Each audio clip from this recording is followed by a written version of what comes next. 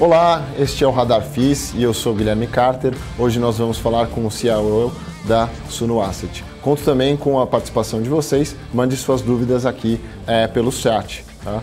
Hoje eu vou falar com o Vitor, né? E o Vitor Duarte, ele é formado em Economia, tem aproximadamente 20 anos de experiência no mercado financeiro e ficou à frente por muito tempo do fundo imobiliário de CRI do Banestes, o BCRI 11. Atualmente o Vitor ele é CIO da Suno Asset e conduz a gestão tanto do SNFF como do SNCI. Então, eu queria agradecer mais uma vez aqui a sua participação e queria passar um pouco a bola já para você, pedir para você dar um pouco de overview sobre o seu background, né, a sua trajetória no mercado financeiro, contar pela sua trajetória no mundo de crédito, né, no Banestes, a gente chegou a conversar na época. E mais uma vez, muito obrigado, Vitor. Valeu, Guilherme, obrigado pelo convite, obrigado ao pessoal que está assistindo aí, a audiência, mandem perguntas, não deixa a gente falando sozinho aqui, né, Guilherme? Senão a gente enjoa. Contando um pouco da minha história aqui, tentar resumir, senão a gente leva 20 minutos aqui, 1 minuto cada ano. Eu comecei no mercado financeiro, eu já brincava de investir em 2002, ali na eleição e tal, mas ninguém me pagava para isso, né? Então não conta. Eu conto a partir de 2004, quando eu entrei na Banestes TVM, aí começou a pingar salário para eu fazer isso. Então, vale desse dia para frente. Tá certo. Então, eu comecei na DTVM do Banestes, que é o Banco do Estado do Espírito Santo, na mesa de ações. Fiquei na mesa de ações por 6 anos.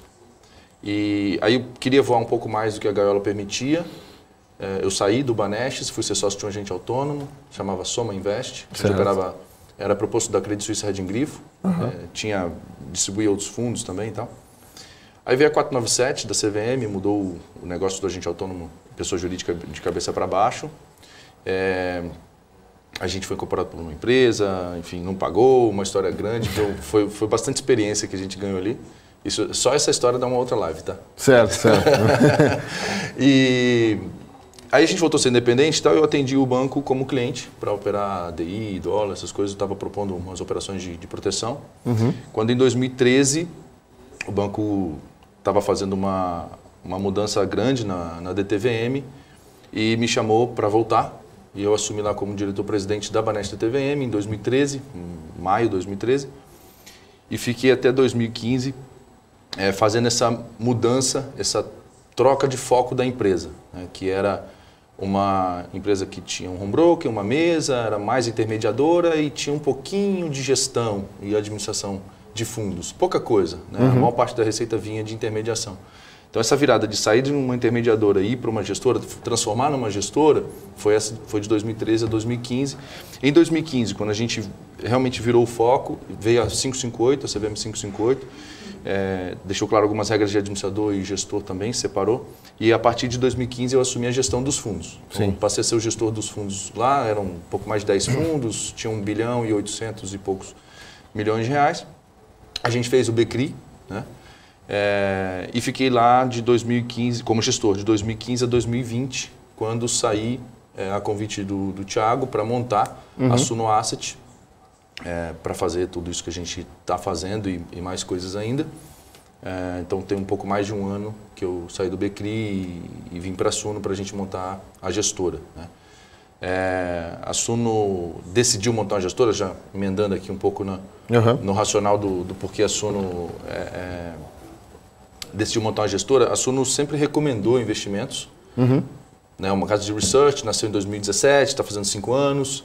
Então, sempre recomendou investimentos e as pessoas acompanham, gostam da forma como a Suno analisa, gostam da abordagem da Suno, a visão previdenciária, né? Olha no longo prazo.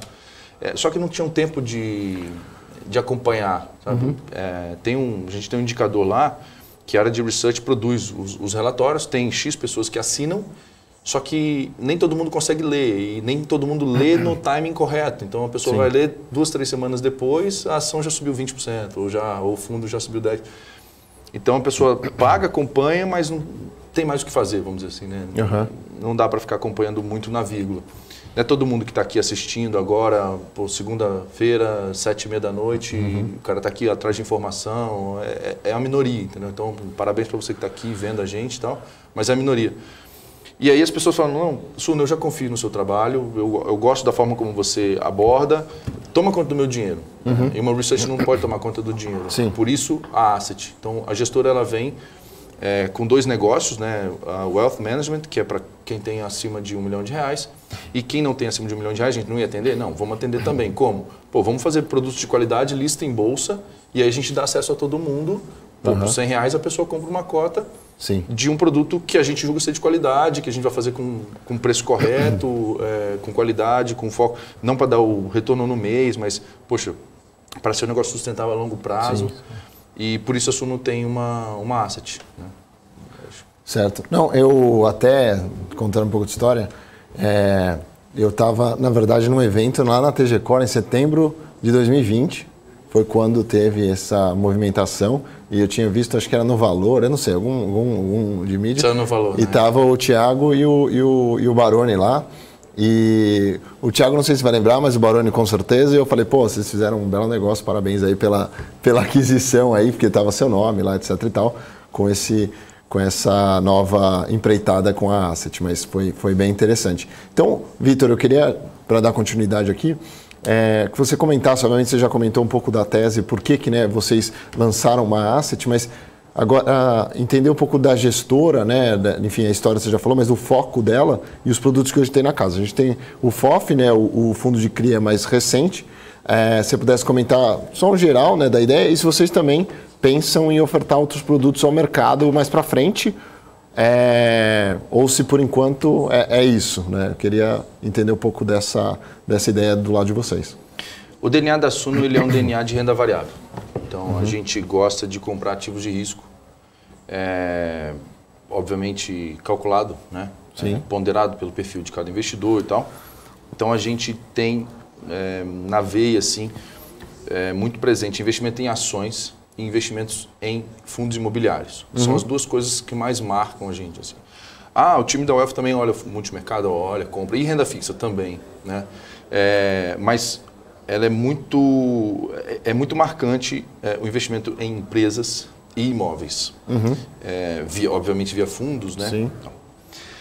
Então, a gente tem fundos de ações, vai ter um fundo de previdência de ações. Legal. Vai ter um fundo de ações global, ações para investir lá fora, porque a Suno Research tem uma carteira, tem 3 carteiras de ações globais. Então, a ideia é sempre trazer algum conhecimento que tem na Research, embalar isso numa cota de um fundo e entregar para o cotista. Do lado de fundos imobiliários, a gente já tem um FOF, um fundo de fundos imobiliários, Sim. A gente já tem um fundo de CRI, né? E a gente quer ter um fundo de propriedades e a gente quer ter um fundo de desenvolvimento, que a gente completaria. Né? O FOF é um bicho à parte, mas assim, se você tem 3 formas de investir num imóvel, de colocar dinheiro num imóvel. Só tem 2, mas eu vou pegar uma e dividir em 2 e fica 3. Assim. Sim. Ou você empresta o dinheiro para alguém para ele comprar um imóvel, e aí o fundo de crédito a gente já tem. Ou você compra de fato um imóvel.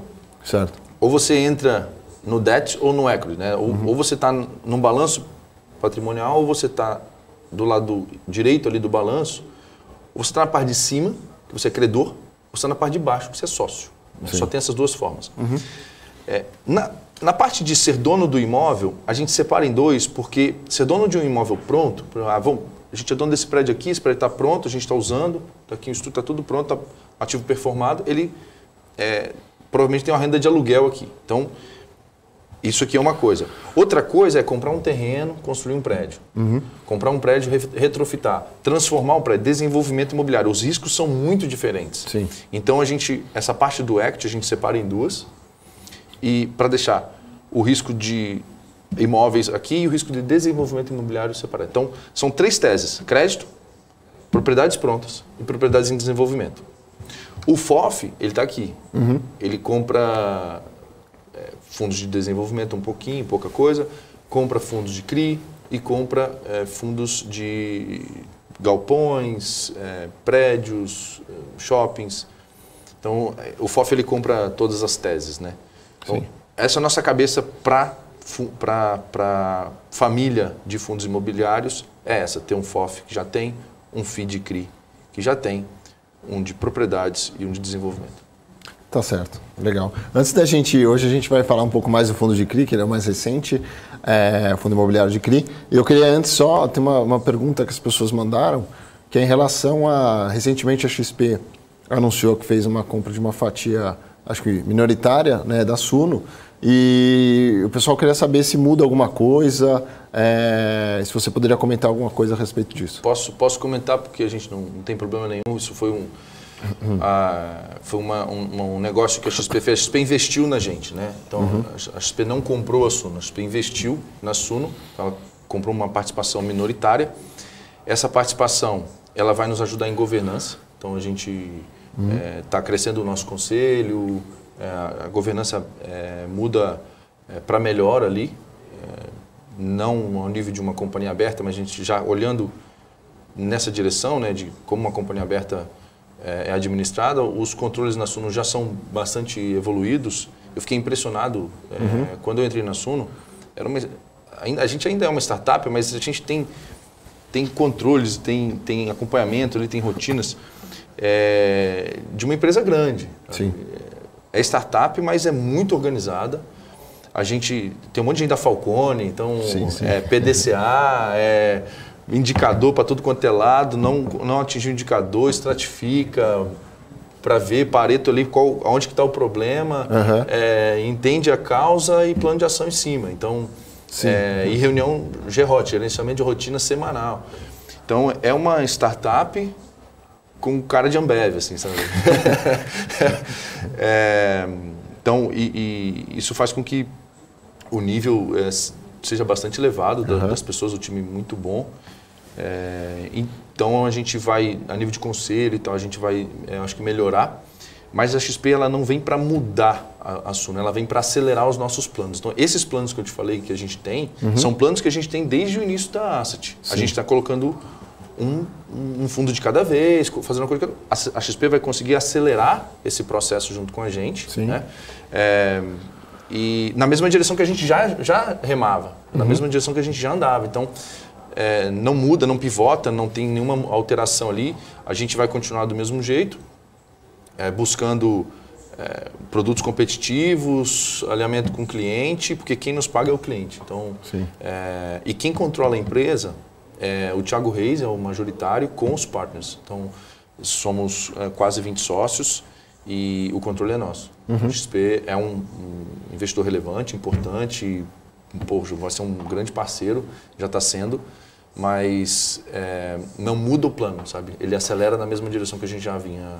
Ele chega para dar um gás aí muito maior, obviamente, porque a XP é uma empresa gigantesca. E foi antes de entrar no assunto, foi um baque assim para você, assim, não diria um baque, né? Acho que aí ficou um pouco negativo, mas sair de uma empresa, num banco que é público, e para uma startup, que você fala, não é uma startup, mas tem, né, todo um monte de processo, parece mais uma Ambev.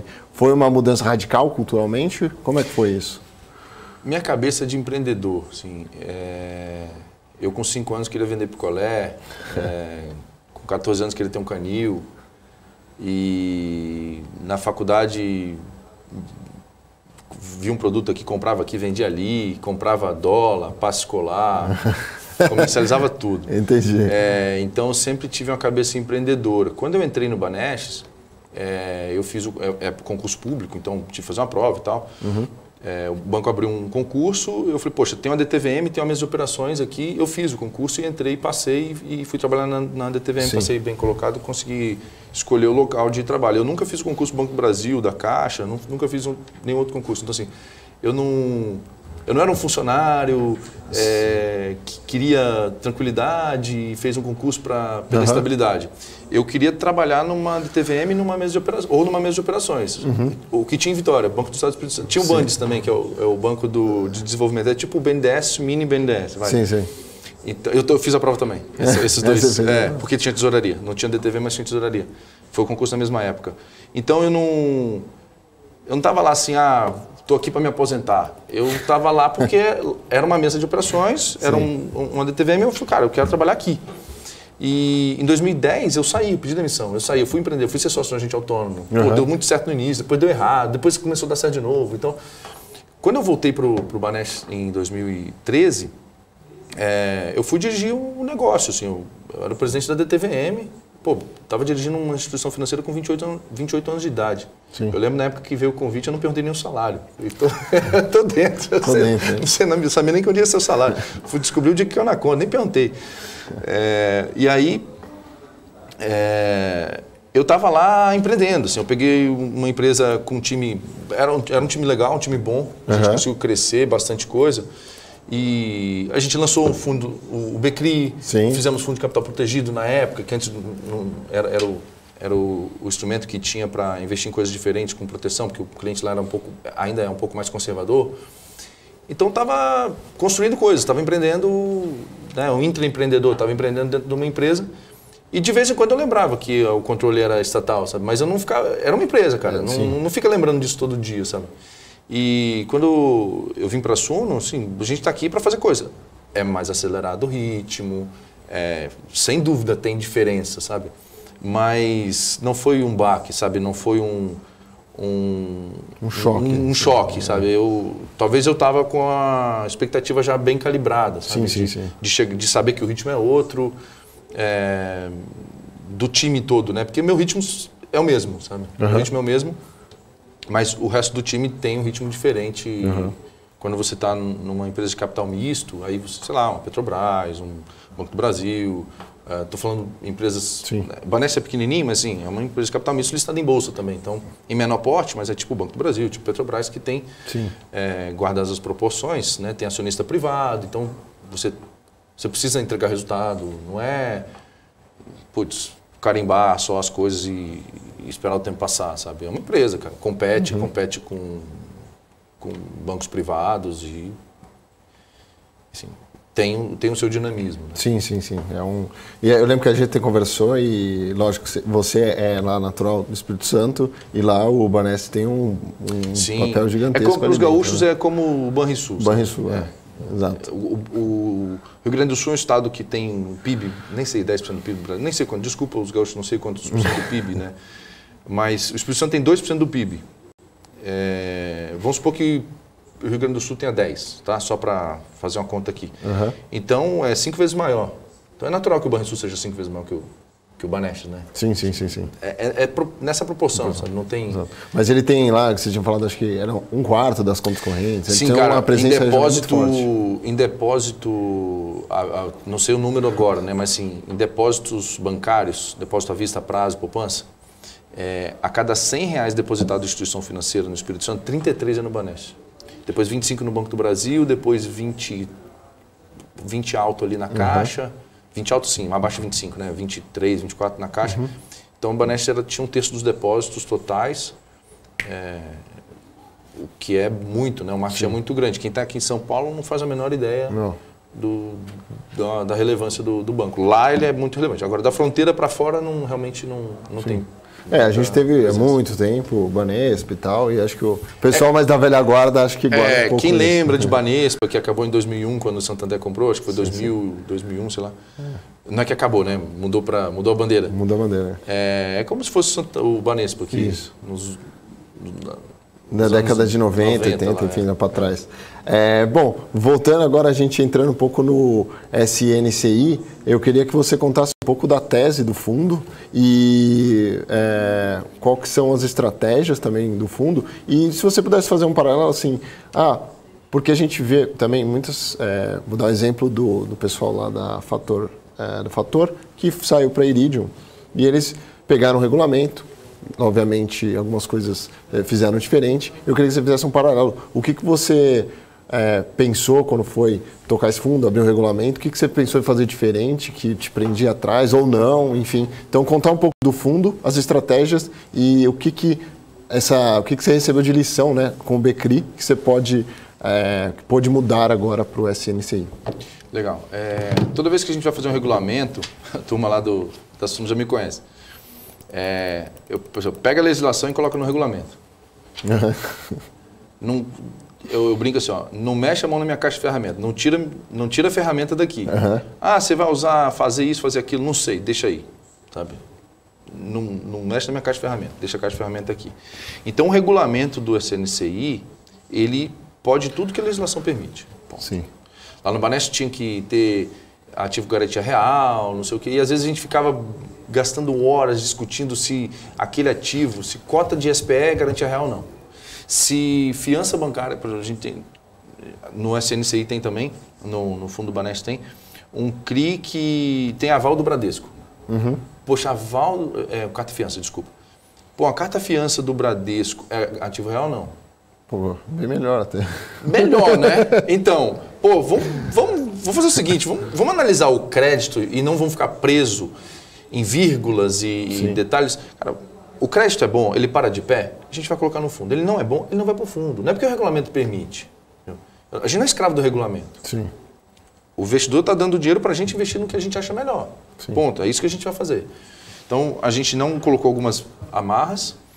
Eu lembro quando o Iridium saiu e foi para o pessoal do Fator, saiu, montou a Iridium. A primeira oferta deles, né, um grande distribuidor ali foi distribuir, está falando, não, bota isso, bota aquilo, botou rate internacional no mínimo de X. Cara, aquilo ali engessou eles muito. Então, deu trabalho para eles depois chamarem uma assembleia e tirarem aquilo. Então, essas amarras, elas são como facas assim que você vai colocando, que é na hora da crise você se enforca sozinho. Às vezes tem um papel muito bom, mas não atende uma vírgula ali do regulamento, você não pode comprar, porque nós gestores somos síndicos do condomínio financeiro que é o fundo. Então a gente tem que cumprir o regulamento. Não dá para a gente não fazer. Não. Tá escrito, tá escrito. Ah, a regra é idiota. Vai ter que cumprir a regra idiota. Então, a gente toma muito cuidado para não colocar algumas regras lá. A gente seguia pelos princípios. Não é assim, então não há regras, aqui é meu hedge fund. Mad Max aqui. Não é bem assim. Os nossos princípios nos guiam. Sabe? Não é a regra do meio do jogo que você acaba, o cara que tem princípios errados, ou princípios errados, nem sei se existe isso, né? Princípios diferentes dos meus, vamos dizer assim. Ele dá um jeito de pular ali a regra, sabe? Sim. Se você tem um princípio correto, você precisa ficar se amarrando, entendeu? Então, acho que o que a gente aprendeu, o que, né, eu aprendi lá e na Suno também, não estou sozinho, né? Tem uma equipe muito boa. A gente conseguiu contratar um time muito bom e que trouxe experiências complementares. Então, o que a gente faz de diferente do que fazia no Banesp, por exemplo, a gente origina muito mais.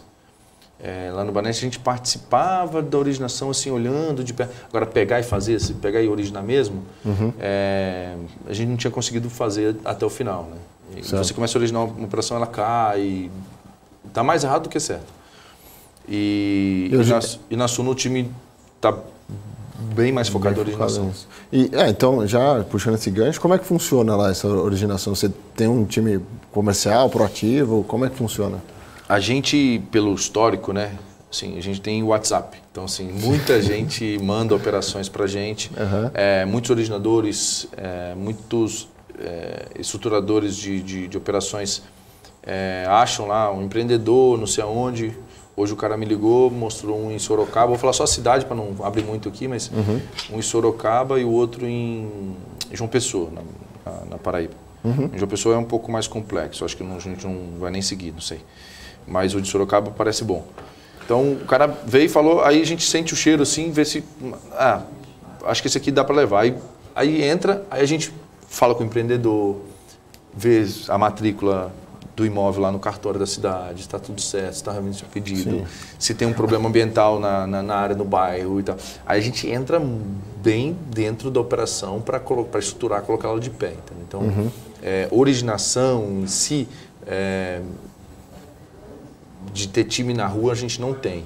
Mas a Amanda, que é do time, ela já trabalhou em securitizadora, já trabalhou em asset de crédito estruturado, já trabalhou em asset que fez prédios, tinha um fundo de desenvolvimento lá, então ela tem um trânsito muito bom com esse mundo de incorporadores. Então muita coisa vem por contatos da Amanda, muita coisa vem por contatos meus, de muita gente que mostra que... As pessoas mostram operações para quem tem chance de vender. Sim. Então, uma pessoa tem... Gestores de fundos de CRI no Brasil deve ter não mais do que 20. Então o cara conversa com o outro, conhece, vai mostrando as operações e a gente vai avaliando. Também tem operações que foram colocadas a mercado, por exemplo, CRI da MRV, da Tecnisa, são CRIs que a gente coloca na carteira para manter o risco médio um pouco mais baixo. Porque quando você financia uma obra, você tem um risco maior. Sim. Aí você tem que financiar uma obra e você tem que comprar um CRI corporativo para poder ter um risco médio. Né? Eu acho que foi até uma pergunta que você fez ali no início. Qual é a cara? Para que o fundo serve? Ele serve para ser um fundo de risco médio. Ele não é um fundo high grade, ele não é um fundo de baixo risco. Acho que é uma coisa que... mas é high yield, não, high grade. Não vai conseguir carimbar, não vai ser nem high yield nem high grade. Assim, a gente vai carregar os dois tipos de operações.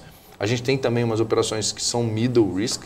Assim, é uma empresa que ainda não é high grade, então, mas é corporativo. Ou às vezes é uma obra tão boa que numa praça boa que está vendendo muito. Então o risco é bem baixo, o cara já colocou metade do dinheiro lá, então você consegue mesclar ali algumas garantias, alguns colaterais que a operação fica muito redondinha, com baixo risco e aí não dá para cobrar, inflação mais 12, entendeu? Vai ter que ser menos. Sim. Então ele acaba sendo middle risk, middle yield aí. Middle yield. E em termos regionais, né, que você até acabou comentando, tem uma em Sorocaba, né, coitado. Não sei se ele está assistindo a gente, mas já tomou um não agora, ou da João Pessoa. Vocês têm alguma preferência, né? Você tem a vantagem que você conhece o estado do Espírito Santo. Isso é uma vantagem, né?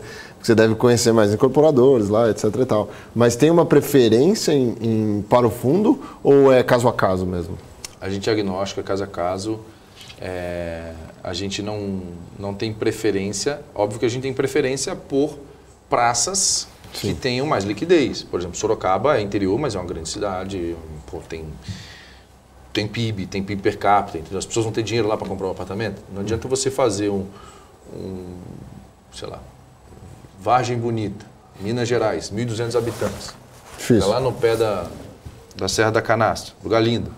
Sim. Mas vou subir um prédio alto padrão lá, 270 metros cada apartamento, 4 quartos, vou vender por 2 milhões cada apartamento.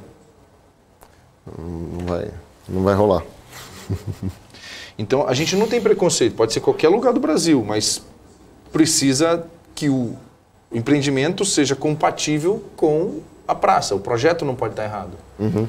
Você vai construir um negócio inadequado para aquela praça, o risco deixa de ser do empreendedor, porque ele não vai conseguir mesmo, ele vai perder o dinheiro dele, o risco passa a ser meu, né? Assim, quando você deve 5 mil reais para o banco, você tem um problema.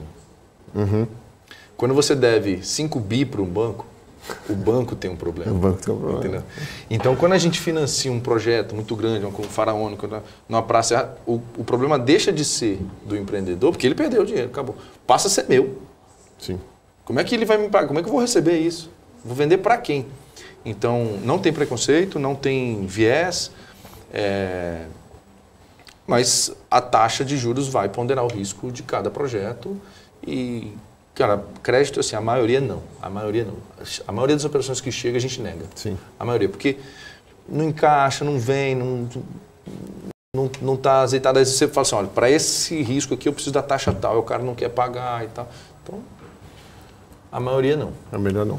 E, bom, já pegando o gancho também desse assunto, né, muitas pessoas acham que o gestor está lendo numa telinha, o gestor de fundo de crédito privado, e está pegando lá, IPCA+, IGPM+, e não sabe muito bem como é que é o por trás, tanto da originação e tal, e como análise. E eu vi que vocês, no relatório de vocês trazem lá o rating de crédito interno de vocês. A gente tem um rating interno. E fala um pouco da metodologia e tal, e eu queria que você explicasse um pouco, né? Eu acho que quebra um pouco desse mito de que o gestor fica caçando taxa, na verdade tem um trabalho muito pior por trás, que é realmente, você não dá o crédito, você dá o crédito, você quer que o cara repague, entendeu? Você não quer executar o cara, a verdade ninguém quer executar, o banco não quer, então por isso mesmo você nega, porque você sabe que você vai executar o cara, e você não quer, né? Tem muito gestor de crédito que fala isso. A garantia real é boa, mas ele não está dando crédito para executar a garantia porque tem um pepino jurídico por trás, não é um negócio trivial, né? Melhoramos muito, né? mas é uma coisa diferente. Então eu queria que você comentasse um pouco da metodologia, lá os 5 Cs de crédito, para o pessoal entender como é que funciona essa análise dentro do time. A gente passa a operação por 5 filtros, né? São 5 Cs do crédito. Eu vou tentar falar aqui, eu sempre esqueço um. Tá? Capital, capacidade, colateral, conveniência e... Só porque eu falei que eu esqueço, aí eu esqueci. Porque eu tinha que falar assim, eu sempre lembro. Mas enfim, são 5 Cs do crédito, são 5 aspectos que a gente olha. Né? Se for um crédito corporativo, você vai olhar balanço, né? A capacidade da empresa de pagamento. É o caráter, né? Caráter, boa. Eu acho que o principal é o caráter. Exato. Pô, esqueci do principal, aí não dá.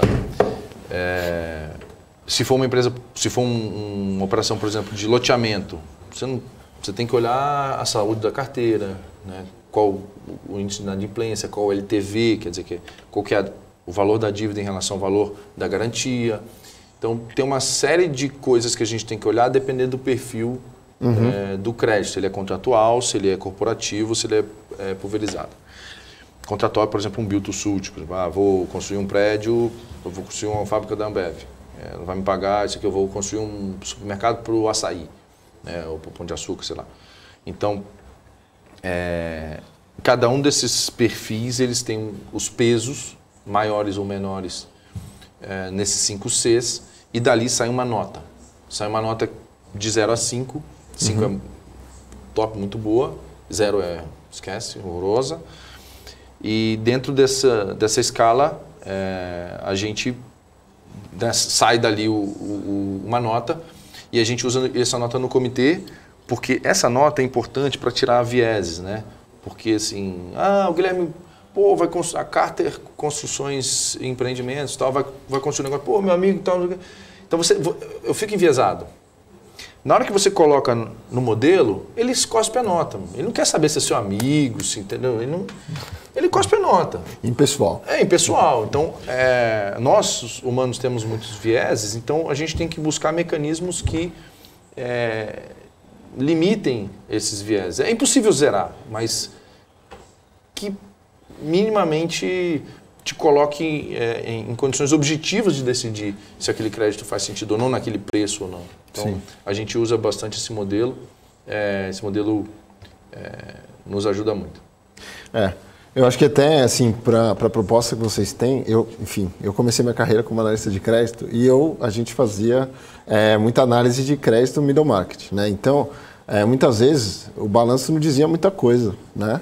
Era mais no gogó, conhecer o fundador, trocar ideia com o gerente financeiro, porque até alguns casos o balanço não batia nem as contas, né? Mas aí você tinha que ignorar, o famoso balanço de padaria que a gente chama aqui, mas essa questão também do caráter, acho que entra muito nisso.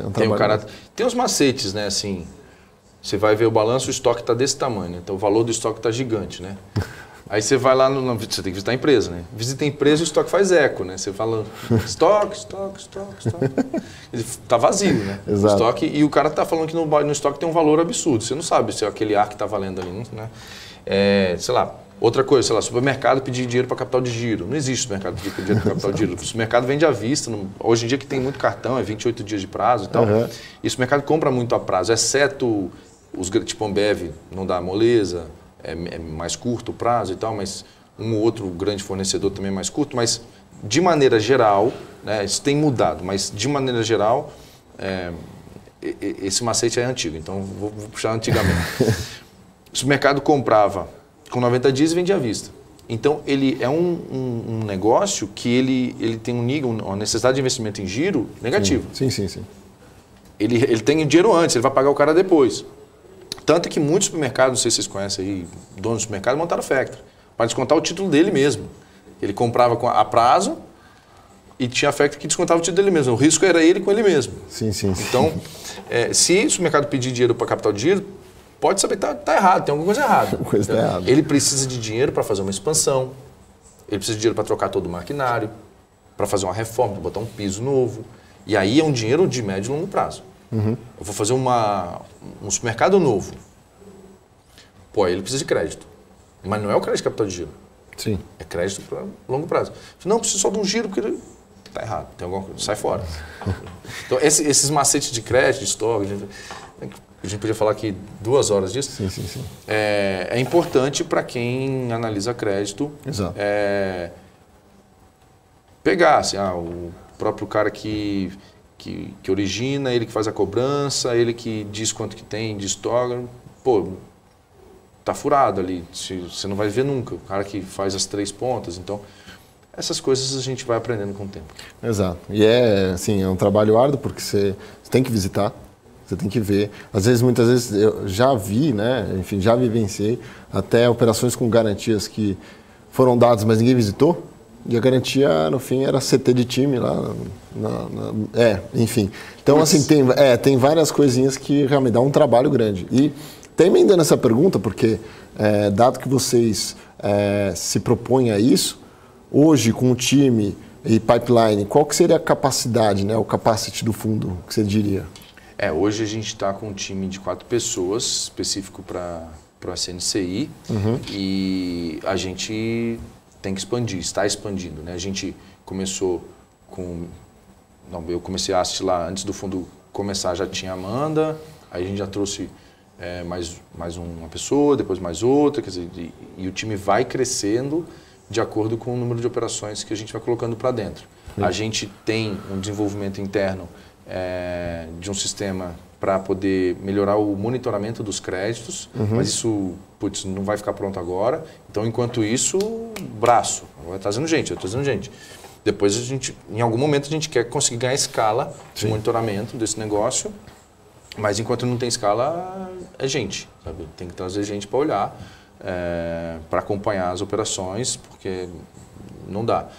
Muitas operações na pandemia não deu para visitar, mas a gente consegue fazer uma checagem, a gente liga para um corretor imobiliário da região, que não tem nada a ver com a operação, um contato na cidade que a gente conhece e tal, o cara vai lá, não, esse bairro aqui é assim, assado. Então, a gente consegue checar informações sem necessariamente estar na cidade. Tá? Um macete que a gente... espero que o pessoal os incorporadores não ouçam. Mas a gente bota cliente oculto e o cara está dizendo lá que tantas unidades ainda não venderam. Né?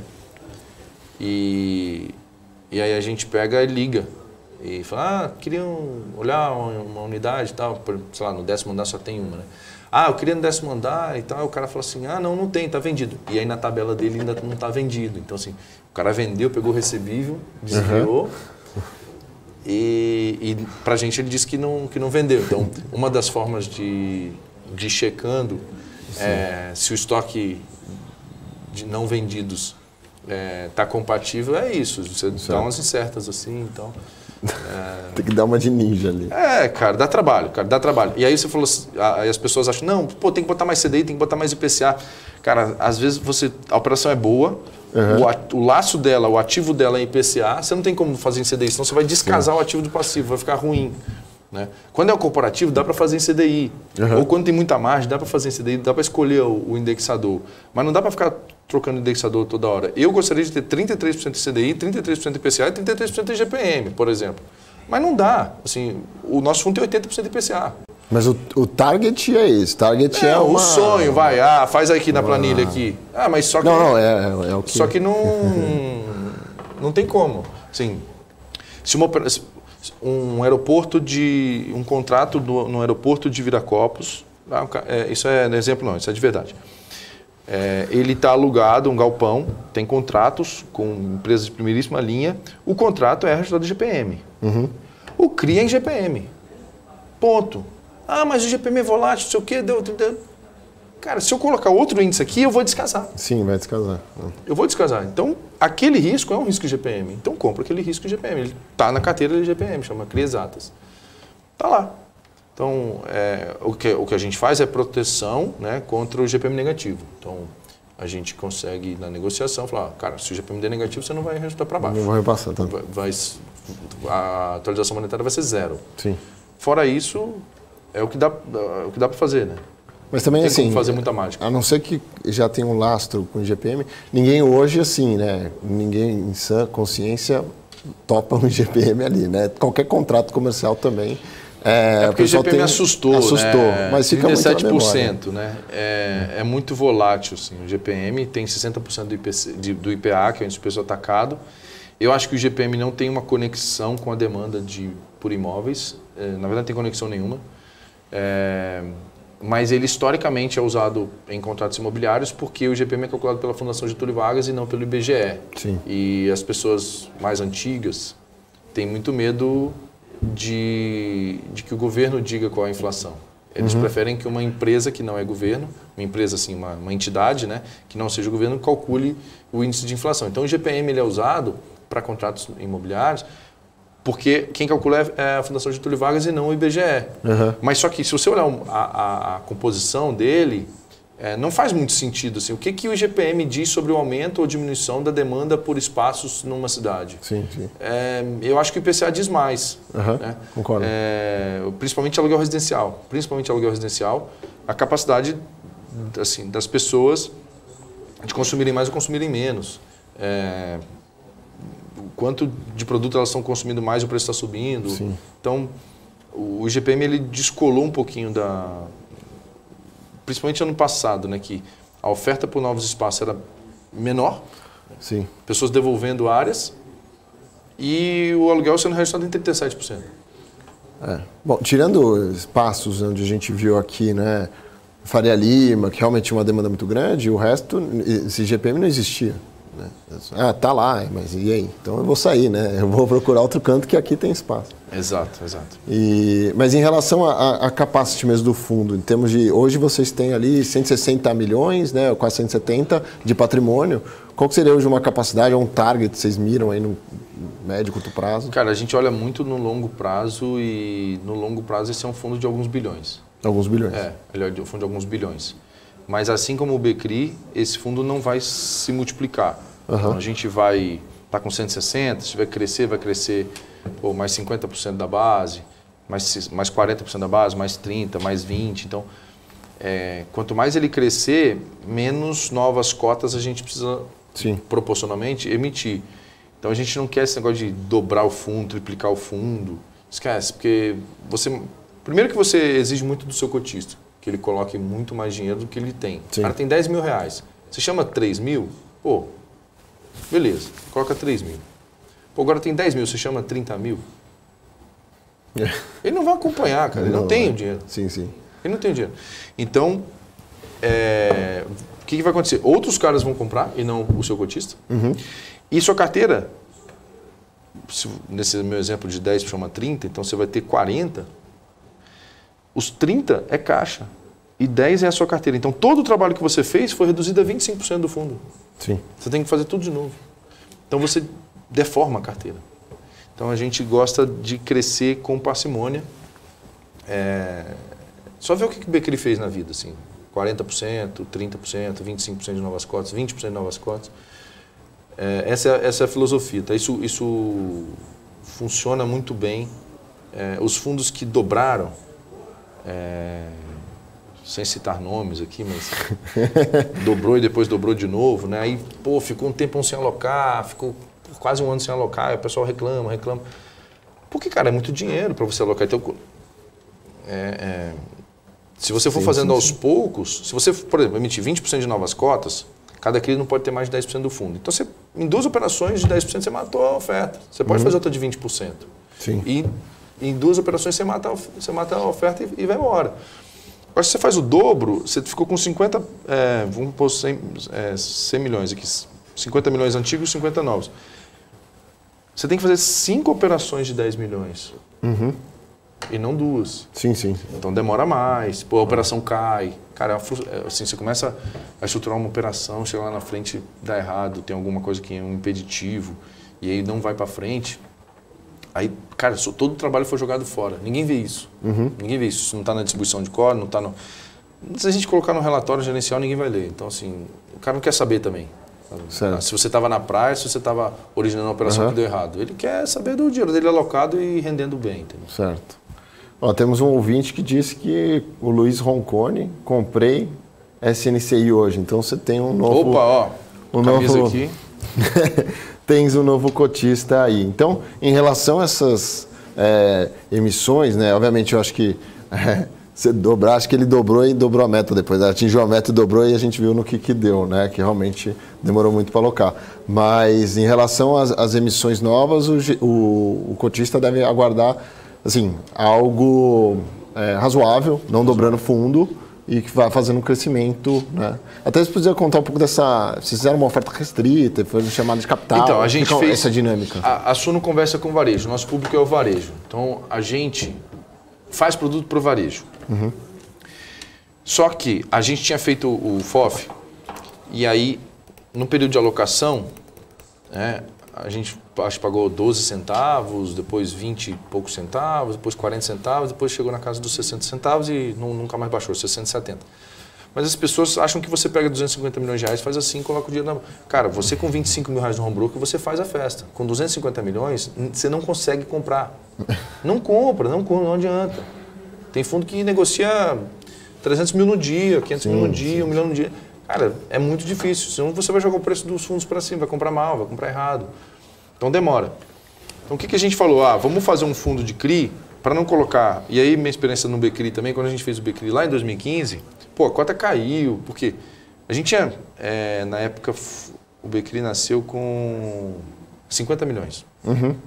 Parece pouco, né? Hoje, né? Mas assim, na época era bastante. Bastante, sim. Então a gente, vamos fazer 10 operações de 5 milhões. Aí faz uma, faz outra, outra cai, não dá, aí faz outra. Aí ele pagava na época 80 centavos. Né? O juro era alto, o pessoal estava esperando 1% ao mês. 80 centavos acharam horroroso, é muito ruim. E a gente falou, olha, em 12 meses a gente vai pagar na média 12%. Mas nos primeiros meses vai ser menor, depois vai ser maior, vai dar 12%. No mês 6 a gente já estava pagando 1,10 por mês. Já estava puxando a curva para cima. Mas até chegar no 6º mês, a cota caiu, foi para 98. Daí quando a cota caiu, foi para 98, as pessoas, isso aí pode desvalorizar. Aí começou a vender mais rapidamente, o negócio foi para 90 reais. Depois recuperou. Uma puta oportunidade de compra. É uma puta oportunidade de compra. E tinha caixa lá no fundo. Sim. Mas as pessoas não entendem isso. Então, quando a gente for fazer o SNCI, né, juntando essas experiências recentes e antigas, vamos fazer um fundo com chamada de capital. A gente estrutura um CRI. Quando tiver um CRI pronto, 1, 2, 3 CRIs prontinhos, a gente chama o capital e aporta. Uhum. Próximos 2, 3 CRIs, a gente chama o capital e aporta. Para fazer um fundo chamado de capital, não dá para fazer uma oferta pública 400. Sim. É impossível operacionalizar isso aí. Nunca ninguém fez isso. Tá? Então, tem que ser com investidor profissional. Então, a gente não fez uma oferta pública, a gente fez uma oferta restrita. Captamos 166 milhões e 800 mil reais de capital comprometido e aí fomos chamando. A primeira chamada foi dia 8 de julho. 8 de outubro ela estava liberada, teve uma burocrazinha e tal. Dia 15 de outubro a gente listou ele em bolsa. A SNCI foi para a bolsa em 15 de outubro. E de lá para cá já pegou 11 mil cotistas. Em 3 meses a gente cresceu bastante a base de cotistas e a gente está pagando... No início pagava um pouco menos, agora a gente está pagando na faixa de 1,20. Apesar de ter feito o resultado de 1,58 no mês de novembro, a gente decidiu botar um cap ali de 1,20 porque em algum momento essa inflação vai ceder. Sim. Não acho que é no curto prazo, mas em algum momento ela vai ceder. E a gente vai ter gordura e vai ter condição de manter um rendimento interessante por mais tempo. Então, ele vem pagando em 20, distribuindo em 20, apesar de ter rendido muito mais. Tanto é que a cota dele a patrimonial dele está em quase 102. Uhum. Então, tem R$2 de gordura ali dentro para ser distribuído. A gente poderia distribuir 1,50 no mês passado, esse mês é bem mais que isso. Sim. Mas a gente está com bastante pé no chão para poder fazer uma distribuição mais... regular possível. Tá? Não que vá ser igual sempre, vai oscilar. Uhum. Mas enquanto a gente puder manter uma certa, um trimestre igual, depois outro trimestre igual, a gente vai fazer. O pessoal que quiser acompanhar o relatório gerencial, é um relatório diferente, que é em Power BI, e tem essa parte do DRE você olha lá, ele tem um resultado acumulado, que foi distribuído, é mais ou menos o que o Vitor está falando na prática. E em termos assim, até a gente não comentou, mas você falou, mas pô, você capta 200 milhões, você não quer deixar parar em caixa, você vai... Mas existe alguma possibilidade de você também ter uma estratégia que foca um pouco em colocar uma parte dos ativos em fundo imobiliário mesmo? Eu sei que é aberto o regulamento para isso, mas você pensa nisso? Para ser oportunístico? É aquela história do regulamento, né? No regulamento pode tudo. Pode tudo. Mas não, nossa cabeça não. A gente pensa em ter esse fundo de CRI para comprar CRI, o fundo de imóveis para comprar imóvel, o fundo de desenvolvimento para fazer desenvolvimento e o FOF para comprar cota de fundo. Então, assim, os mandatos estão claros, eles são 4 mandatos, cada um vai fazer o seu. Você nunca vai... Não, nunca é uma palavra muito forte, exato, entendeu? Cara, se tiver um fundo de CRI quicando ali, com um desconto muito grande, eu prefiro comprar talvez a cota dele do que o CRI. Sim. Compatível dele, porque a cota está com desconto. Né? Mas os fundos de CRI normalmente não tem desconto ou não tem um desconto tão grande que justifique. Então, a princípio, a CNCI não deve comprar cotas de outros fundos, não. Tá? A princípio, não. Tá. Mas, obviamente... Se daqui uns 6 meses eu comprar uma cota lá, ninguém pode falar nada. Não está nos planos, tá? A cabeça não é essa. Não é essa, tá. E outra coisa que a gente sempre fala de... E crise no secundário, né? Faz sentido, às vezes você está com CRI e vê uma oportunidade para mesmo vender ou comprar alguma coisa. Não que o mercado de crise no secundário seja aquela festa de liquidez, mas se tem esse olho oportunístico... A gente está aberto a essas oportunidades no secundário, só que no momento a gente tem crise em lock-up, que a gente comprou agora, então lock-up não posso fazer nada. Exato. Eu tenho CRIs que são estruturados por nós. Então, até eu vender para alguém, eu tenho que explicar para esse alguém o que é, esse cara vai ter que aprovar o limite e tal. Então, não é algo... E eu também não quero abrir mão daquele ativo, é muito bom. E os CRIs a mercado, tipo CRI da Tecnisa, MRV, esses CRIs mais líquidos, a NTNB subiu, a taxa de juros da NTNB subiu, então a taxa abriu. Eu não vou conseguir vender num preço interessante para poder fazer ganho de capital. Então, eu carrego. Assim, a gente... tem ouvidos e olhos abertos para o mercado secundário, mas não precisa ir para o mercado secundário. A gente não fez praticamente nada, uma operação ou outra, muito pontual.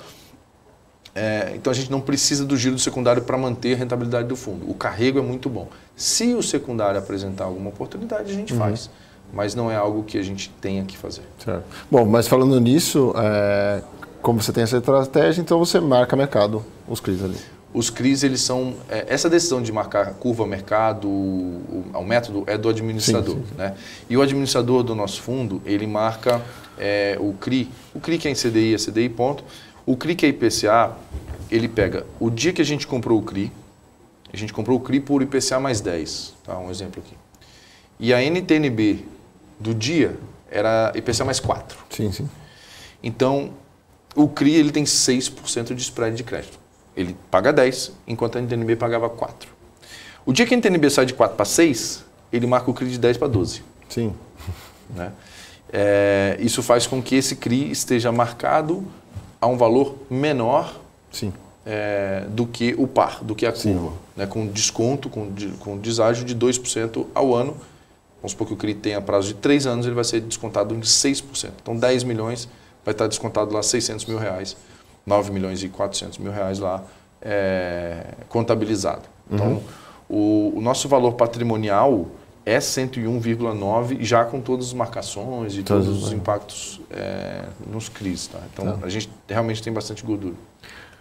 Até bom para o ouvinte entender que, e assim, mesmo marcando e fazendo tudo, não quer dizer, porque o mercado tem pouca liquidez, que você vai conseguir vender aquele preço no momento que você quiser. Tanto é que fundo de crédito privado aberto, eu tenho muito medo, né, seja de debenture, porque quando tem resgate, o cara tem que vender a mercado ali.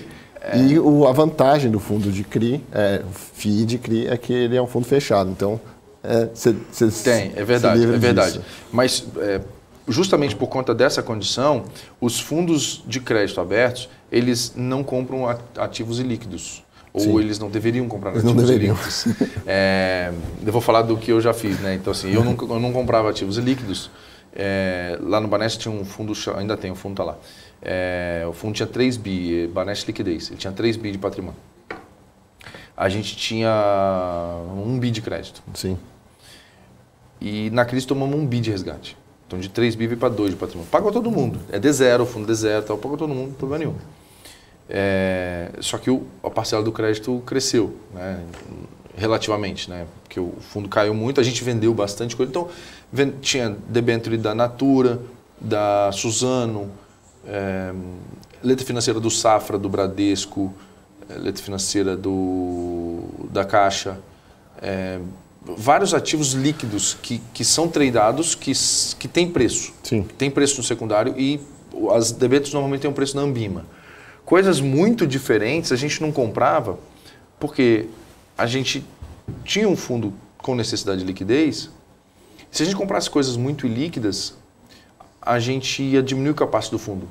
O risco de liquidez, o time de risco ia falar assim, fecha o fundo, não pode mais crescer porque se tomar um resgate aqui, você não tem como honrar. Então, esses fundos mais líquidos, eles acabam obrigatoriamente comprando ativos mais líquidos de secundário. Um outro compra CRI, poxa, eu acho que compra, mas assim, não deveria. Sim. É que em momentos eu concordo com você, acho que, lógico, tem todo um time ali e, obviamente, você compra ativos com liquidez, mas se a gente vê em 2019, no final do ano, e mesmo em 2020, né, quando tem estresse mesmo... Porque não tem quem compre. Né? Não tem quem compre. Em 2019, quando a taxa de juros baixou de 6, ela vinha de 14 e pouco, quando ela furou 6, os movimentos de private, assim, Sim. começaram a tirar de crédito e ir para a Bolsa, começaram a comprar Bolsa. 2019 foi um ano que Bolsa... Foi o único ano que não teve crise. Bom, mas você sentiu lá no Banespa? Sim, isso, claro, né? claro. Não tomamos saque porque os fundos lá não tinham fundos de crédito. Os fundos lá tinham crédito. Sim. Na carteira, né? Então lá não chegamos a tomar saque. Em março de 20, sim. Em março, abril de 2020, maio de 2020, tomamos bastante resgate. Só esse fundo tomou 1 bi de saque. Exato. Mas em 2019 não, mas a gente sentiu. Sentiu um pouco na marcação. Então o fundo dava 110 de CDI, começou a dar 105, começou a dar 98, começou a dar 95 por conta da marcação. Sim. Né? Porque quando todo mundo começa a sacar de crédito, é um movimento macro, vamos dizer assim, não tem quem compre, né? Então, o Brasil não tem uma indústria de hedge fund assim, desenvolvida, porque aquele cara que tem um bolso que pode fazer tudo. Eu vendi, para atender resgate, uma debênture da Suzano com 18% de deságio. Para quem comprou, é um 82% belo negócio. Do par. É um belo negócio. Não, a Suzano vende em dólar. Sim. A celulose é em dólar. A celulose faz papel. Essas máscaras, não sei o que, papel é o tício, né? Eu não sei como é que fala isso. Esse papel aqui, ó. Sim. Tava vendendo pra caramba, o preço da celulose subiu, o dólar subiu, então o fluxo de caixa da companhia projetado maravilhoso, a ação subiu e a debênture caiu. Por quê?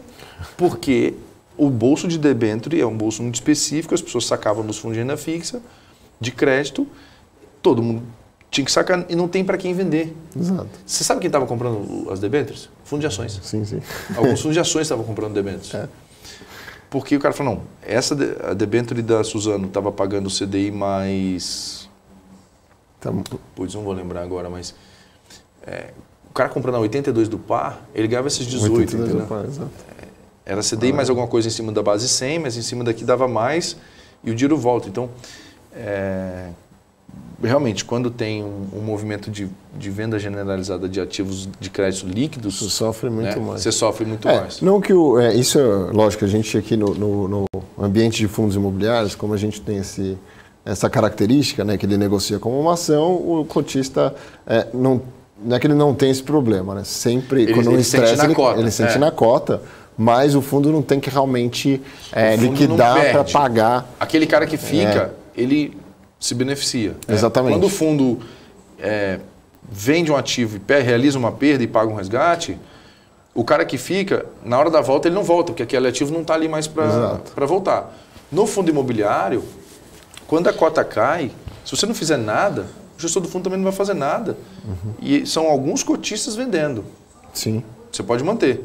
Lá na frente vai voltar. Sim. Vai recuperar, porque o ativo está ali, está dentro do fundo. Né? Seja um prédio, seja uma carteira de crédito e tal.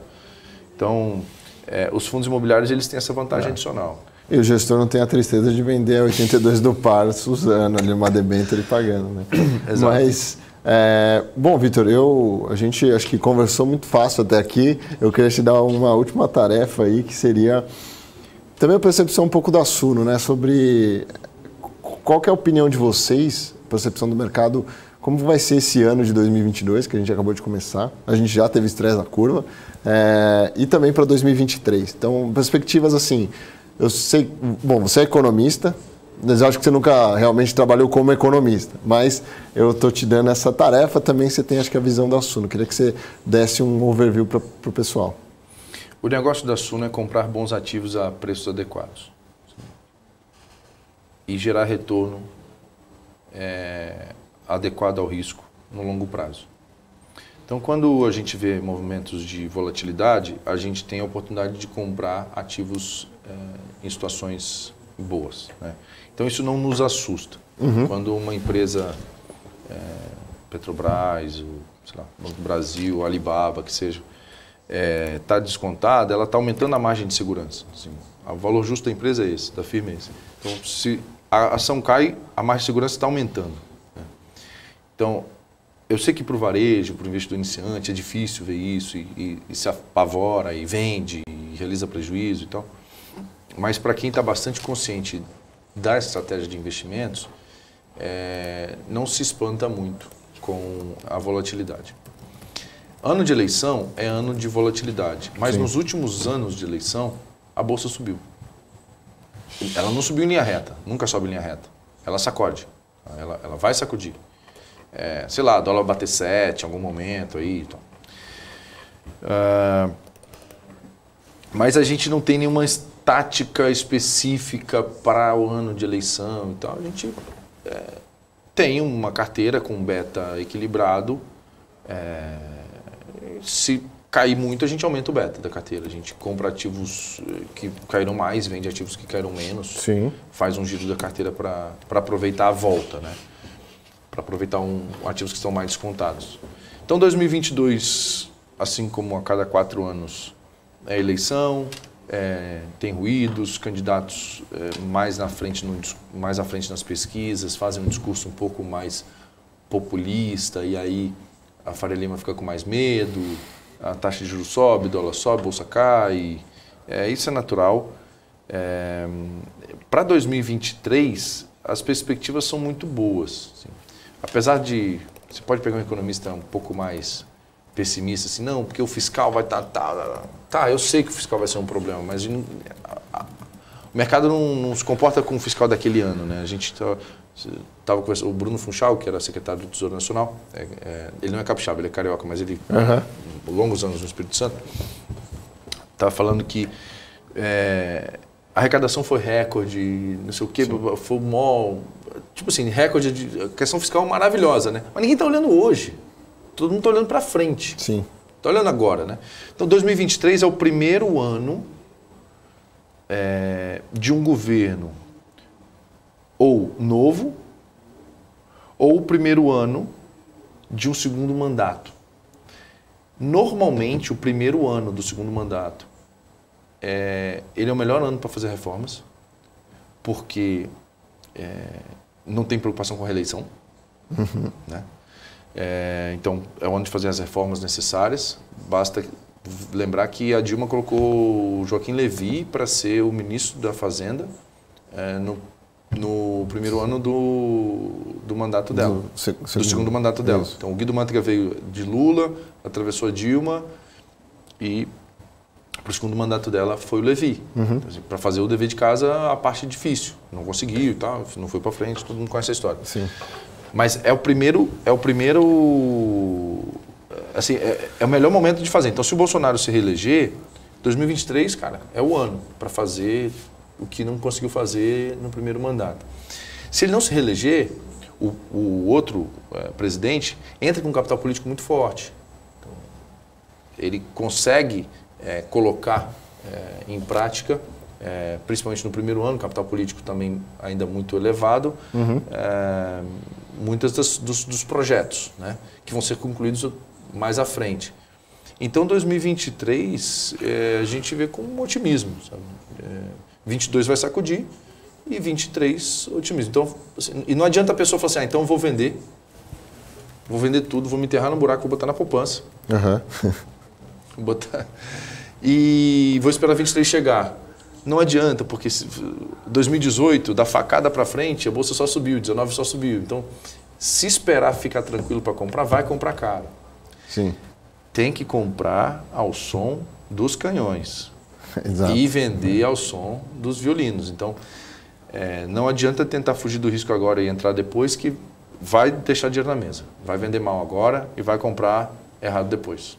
Exatamente. Até o Rodrigo aqui Lopes também comentando, esse ano, né, vão ter as próximas reuniões do Fed, e o Fed está com um tom mais, vamos dizer assim, exato, e deve diminuir aí a liquidez de mercado, então vai afetar todo mundo, e a gente também tem esse plus aí, que são as eleições, que é um ano, como o Vitor falou. Tem eleições e tem, sim, o Fed vai aumentar 4 ou 5 vezes a taxa de juros esse ano, em 4 ou 5 vezes de 0,25, vai enxugar, tá, a compra de títulos tem se reduzido e vai diminuir a liquidez do mercado.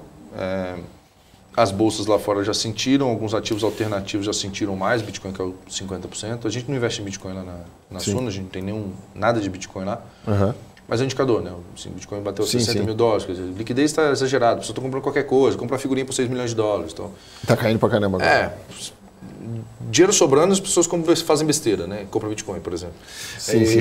Dinheiro faltou, essas besteiras caem, elas caem com mais intensidade do que os ativos reais, que têm fluxo de caixa, são geradores de fluxo de caixa. Então, é só um indicador, não que a gente invista, mas sim, menos liquidez vai ser menos festa, né? Exato. Não, acho que até uma coisa legal do que você falou, uma vez o André Jakuski, lá da JGP, falou,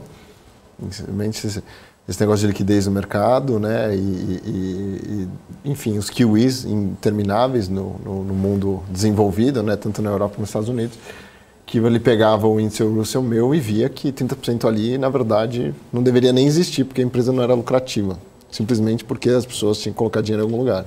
Então, vai bem em linha, a gente sente um pouco, acho que sim, o Bitcoin pode ser aí um termômetro. Não vou entrar aqui na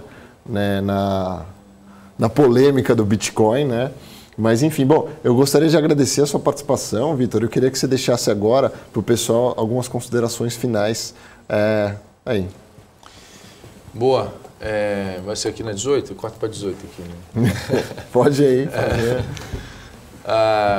Eu queria dizer para quem está ouvindo que a gente na Suno está muito comprometido com criar produtos de qualidade, alinhado com o nosso cotista. Né? A gente trabalha para o cotista, esse é o nosso chefe, né? O cotista.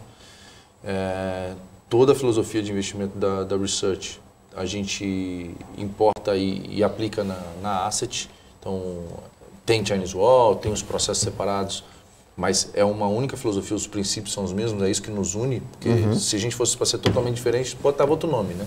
Então, o nome é Suno justamente porque a gente compartilha da mesma filosofia, e a gente acho que se tem uma característica que nos marca é a transparência, a gente é muito aberto, muito transparente.